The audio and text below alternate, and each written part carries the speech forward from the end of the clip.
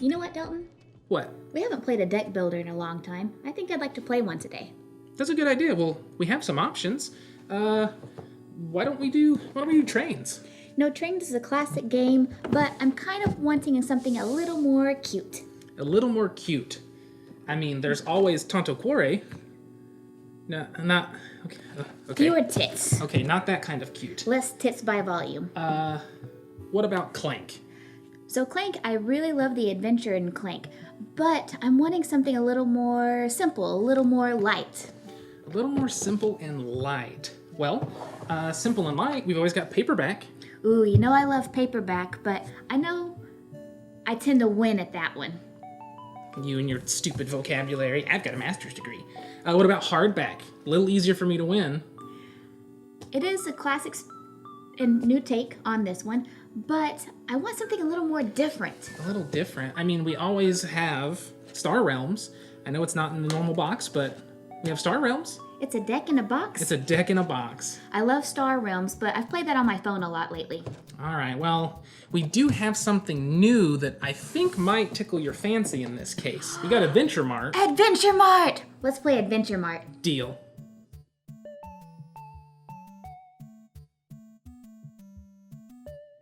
Hello and welcome to another Malthaus Games session review. In this review, we're going to be having a beer while we talk about... There's a nice pop of a can. Ooh. While we talk about one of our favorite new games, Adventure Mart. This is Adventure Mart. It is the cutest damn game we have played in a very long time. This was sent to us by Hub Games. Thank you, Hub Games. It is designed by Sam Taylor, and it is developed by DigiSprite. There's going to be other credits pop up here on the screen, and make sure to check out the graphic designer, the illustrators, and everybody else involved because this is a great game. And thank you to Future Dalton for putting all the work in and editing these credits on the screen. I will be taking care of it. Also, a big thank you to Hub Games for sending us this review copy. We do have a podcast episode all about this game, so make sure to hop on. It's only a few episodes ago. Hop on to SoundCloud, iTunes, Spotify, anywhere you listen to your podcasts, and listen to what we say about this if you want a lot more of an in-depth conversation. But for now, let's move on with this video. Let's take a look at how cute this game is. So, welcome to Adventure Mart, where you are playing a manager, like Hank here, who is running a grocery store. Now, this is not your typical grocery store. This is a grocery store for adventurers. So, before your adventurers will go slay dragons or protect the townspeople or collect treasure, they're going to stop by and get supplies. But not just any supplies, are they, Dalton? Not normal ones. Well, hello there, and welcome to Adventure Mart. This is Dalton and Haley. We are your local Adventure Mart location. You can get plenty of things from our store here for your adventuring needs. Do you need to make sure that you're ready to go into that dungeon when the time comes? Well, you can always get some coffee from Golden Lantern Coffee Roasters out of California, one of our favorites. You can also get a meat cleaver. This can be used to chop up your dinner or murder one of their dragons there on your adventure. There's all kinds of things you can do. Do you need to make tea at the campfire to settle down after you finished out your dungeon? You can always get our tea kettle. Or do you need a swill to celebrate? Just let us know. That's some good sake. If you wanted to have some easy dinner, let's say you're not so good at hunting, we've always got good packs of ramen noodles. And if you're not a good cook, we got hot sauce to make it better. That will make everything nice and spicy. You can make sure to open up those beers you like with our cat paw bottle opener. Actually fits the theme of the Adventure Mart really well. And if you got a long journey ahead of you, make sure to pack some canned goods. They may be a little bit heavy, but as you go, your pack's going to get lighter and your belly's going to be fuller. So as we've already alluded to, this game is a deck builder. Dalton, would you like to talk about how the game is played? Yes. So, in a normal deck builder, if you're familiar with some such as the classic Dominion or the other ones we showed in the beginning of this video, deck building is where you start with a small deck of cards, and you will be using those cards to basically buy more cards and slowly build a deck while the game is progressing. Adventure Mart is no different in that regard, but the way in which it functions is very different, in my opinion, to the deck builders that I have personally played. So in Adventure Mart, you are, as Haley said, managing an Adventure Mart. You are going to have different adventurers come into your shop trying to buy items such as some Blightcap tea, or a Bloodwood wand, or maybe even some Phoenix down, which poor phoenixes. You're also going to be hiring staff, such as Minnie Beans the Vandal Artist, possibly one of the most cute cards ever created in board gaming today. Because it's a kitty. We also have one of my favorites, the Stock Rat, who allows you to essentially draw some more cards. So in this game, you will be buying cards from out in front of you, adding them to your hand, and using those to bid against other players to try and get these adventurers to come to your shop and spend their money on your products, not your opponents. Because each of these adventurers want a different kind of product. This one wants... Oh, it's looking for some magical items and items that fighters would want. And so you want to make sure that you are giving the people what they want. If you have a handful of magical items, they're going to be more likely to shop at your store than somebody who does not. So it's all about planning, and it's all about collecting the resources that your patrons want. Something else you can do to get these amazing adventurers interested in your store is have a fixture such as an Aether slush fountain. You know when you go and get gas, those slushy fountains are always amazing. So why not have an Aether slush fountain to just help you out when you're selling to people, because they're more interested if they can have a nice slushy in your shop. You're going to be parched if you're fighting dragons all day. Without a wild cherry or a white cherry slushy, yeah, definitely. The last thing that you get in this game is every round, there's going to be a daily bulletin from the headquarters of Adventure Mart, and it will give every manager, which is every player, some sort of bonus or benefit or change the game ever so slightly each round to make sure that it changes up round to round and just gives you more and more options in the way you play. You might get a store rush, so you have extra people to sell to that day. You might have a surplus of stock. You might have free money to invest into your store. You never know what you're going to get, but it always adds to each round. So one of our favorite things about this game is by far the art and the graphic design. I mean, just look at the cover. I'm going to try to post this picture in this video so that's more clear, but it's absolutely adorable. And not only is it adorable, but in terms of the graphic design, the cards are clear. You can clearly see the type of card that it is, the number of quality stars, how much money you can get from an adventurer, and how much you're spending to purchase the card. It's all clearly laid out on every card, and their abilities are clearly marked, and when you read through them, it makes sense the order in which you're actually taking the action. So we have no issues in terms of the artwork and graphic design, and we think it's adorable all in all. Plus, like we said, there are some very cute kitties and a very cute dragon in the game. So, something else that we appreciate about this game is that it has a new take on deck building. Dalton, would you like to say more? Absolutely. So in a normal deck builder, or at least a deck builder that you're used to seeing, the gist of the game is that you're going to use your hand of cards, play them out, and they allow you to purchase more cards that are generally worth points or can progress you toward points in some way. Something Adventure Mart does differently, I think is very differently, is not only do the cards you purchase go into your hand immediately, but the turns don't take forever, which is fantastic, and you're actually using the different stock and staff and fixtures you buy to try and recruit those adventurers to come to your shop, buy your goods, instead of going to your opponents. Now, some adventurers, like this one, blue is worth double, but they also take green items, and you're competing with how high of quality your item is with everybody else.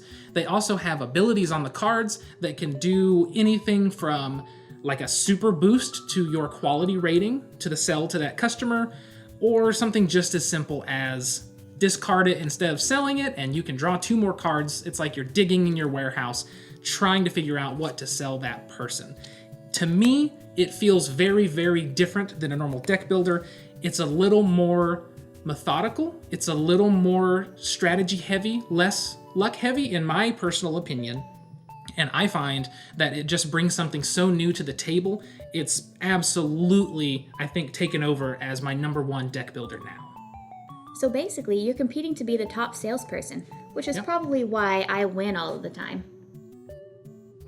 That's 2016. That's forever ago. But it's 3/4. That's true. So one difficulty that we experienced had to do with the rule book. We did have a few issues with a couple of the rules in the rulebook, it's something that we misunderstood as we read. And I did go to the BoardGameGeek.com rules forums, and the developer DigiSprite, as well as the publisher Hub Games, did comment on several of them, if not all of them, and were clarifying things for a lot of people. I even reached out to the publishers themselves about a question that I had. Now, I was assured that the second printing of this game is going to have those corrections and questions they've had added to the rulebook, and the rulebook does. All in all, it's a fantastic rulebook, I think. I didn't have many problems, but the problems I did have, I could not find an answer. It does also have an FAQ section in the rulebook that answered plenty of the questions I had. There was just probably 3 or 4 total that I couldn't seem to figure out, and you may not have this problem, but we did, and that was probably one of the only things that we truly had an issue with. But like Delton said, if you go to the BGG forum or reach out to the publisher, it's very helpful in clarifying things. And as I did say, they are changing it for the second printing, so that shouldn't be a problem from here on out. Something else that was sometimes a little difficult to navigate was how closely the colors are related.